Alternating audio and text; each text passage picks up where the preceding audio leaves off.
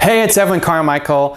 I've been getting a lot of requests from people who want to start their own clothing brand. Now, I believe in modeling success. So in this video, I'm going to share how some of the top fashion brands in the world got started, how these entrepreneurs went from nothing, went from an idea to building an internationally recognized clothing brand, and how you can do the same. Giorgio Armani. Giorgio Armani got his start when he was hired by La Rinascente as a window dresser. He was quickly promoted as a buyer for the department store thanks to his keen eye for style. Working in the menswear section, it was here that Armani gained his first valuable exposure to the world of fashion, making regular trips to London to seek out the latest trends. In the early 1960s, Armani crossed over to work for Nino Cerruti, an Italian fashion designer who was becoming well established in the industry. Armani was hired to work as an assistant designer for Cerruti's line of menswear, Hitman. Over the next decade, Armani continued to work for Cerruti, but due to the high demand of his skills, he also became a successful freelance designer. At one point, he was contributing fashions to 10 different fashion houses at once, including some of the biggest names such as Ungaro and Zegna. A chance encounter in 1966 would set Armani down a new path. That was the year he met a young architect named Sergio Gagliotti. Gagliotti was 11 years younger than Armani, but recognized the talent in the young designer. He moved to Milan to be with Armani, all the while encouraging him to go off on his own and create his own collection rather than continue to design for others. In 1970, Armani finally left Cerruti. He continued chasing freelance work until 1974, when Gagliotti's work of encouragement seemed to finally pay off. That year, Armani and Gagliotti decided to create their own company. With an initial investment of $10,000, which they had collected from the sale of their Volkswagen car, the two founded Giorgio Armani. Armani immediately set out to create a unique line of menswear. His first outfit would in fact become his signature piece, the unconstructed suit jacket. By removing the standard lining and padding that had previously always held jackets into their stiff form, Armani created a new, more fluid jacket that became widely popular for both men and women. Over the next decade, Armani continued to design clothes that were neutral in color and often considered androgynous. Dov Charney from American Apparel. Dov Charney dropped out of Tufts University in his senior year and moved to Columbia, South Carolina to start a business. In 1989, thanks to a $10,000 loan from his father, he created a t-shirt company. But as his competition began to outsource their operations and imported clothes started to flood the market at cheaper prices, Charney found himself out of business. He was forced to declare bankruptcy in 1996. Charney's dreams of running a clothing company crashed, along with much of the industry. Did he waste his father's $10,000 loan? Was his move to South Carolina pointless? Charney wanted to make sure that his venture down south was not in vain. After filing for bankruptcy, Charney recognized that he could not revitalize his company all on his own. He needed someone who had experience, someone who had been in the industry for some time and knew what it would take to reorganize the company and make it profitable. Charney found that person in Marty Bailey.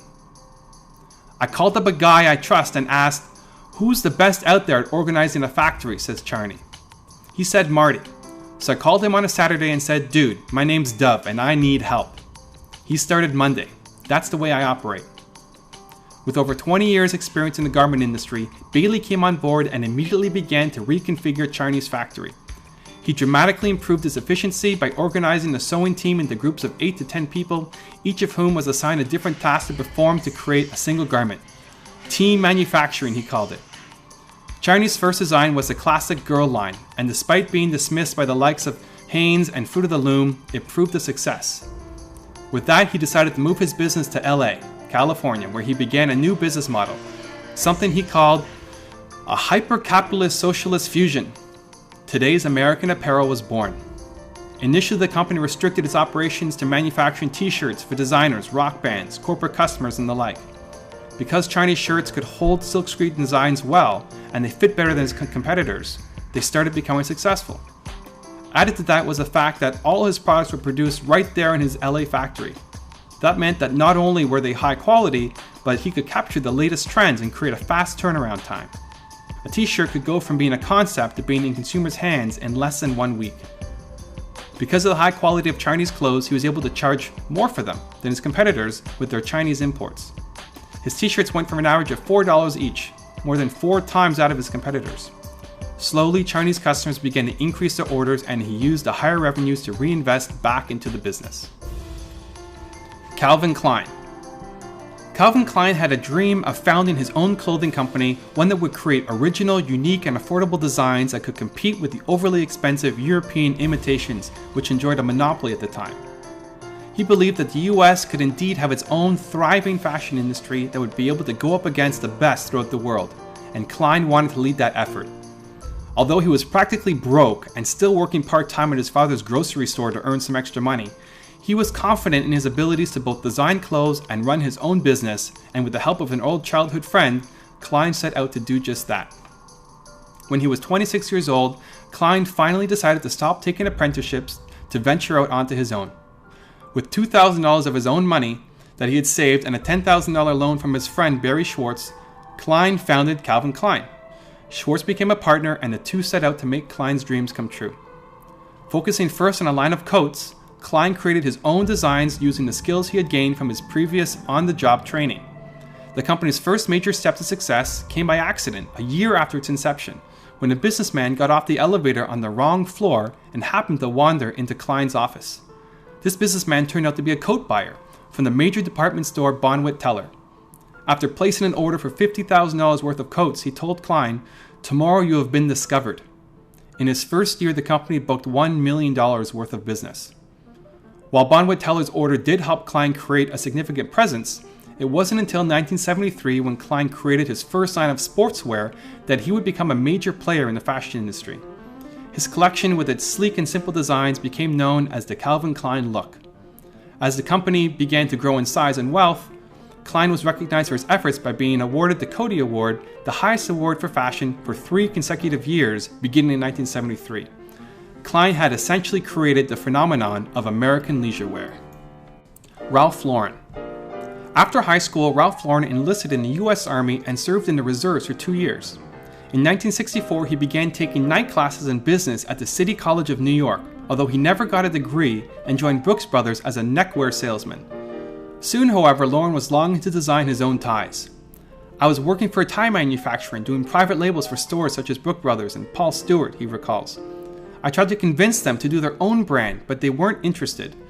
So I approached another tie maker from Cincinnati, and they got it." Lauren quit his job and went to work for Beau Brummel Neckwear. Although lesser known, the company allowed him to sell his own designs in their showrooms in the Empire State Building. Lauren began to create wide, handmade, and expensive ties, qualities which would soon become his trademark. Lauren tried to branch out and sell his ties to Bloomingdale's. They, however, refused to sell them unless Lauren met certain conditions. Lauren, in turn, refused. Bloomingdale's competitors, however, were not as reluctant. Within months, Lauren's ties, now under the brand name Polo, were selling fast. With their tail behind their legs, Bloomingdale's soon came back to Lauren to ask for a deal. Lauren's handmade neckties were flying off the shelves. It was a conservative time in the fashion world, and Lauren's ties, showy as they were making a splash. But Lauren knew that if he was going to stick around in the business for much longer, he had to follow that up with something else, and fast. In 1968, with the help of a $50,000 loan, Lauren founded Polo Fashions. He chose the name not because he liked the sport, indeed he had never played polo before in his life, but to Lauren the name symbolized power and style, an image he wanted his clothes to project. Lauren's designs hit the fashion world and the streets hard. Expanding his line of menswear, Lauren had hit after hit on his hands, and in 1970 he even won the prestigious Coty Award. Thanks for watching. I hope you enjoyed the video. Remember, whatever goal you have, whatever problem you're facing, someone has already gone out and accomplished it. Instead of trying to figure it all out yourself, find out who's done it.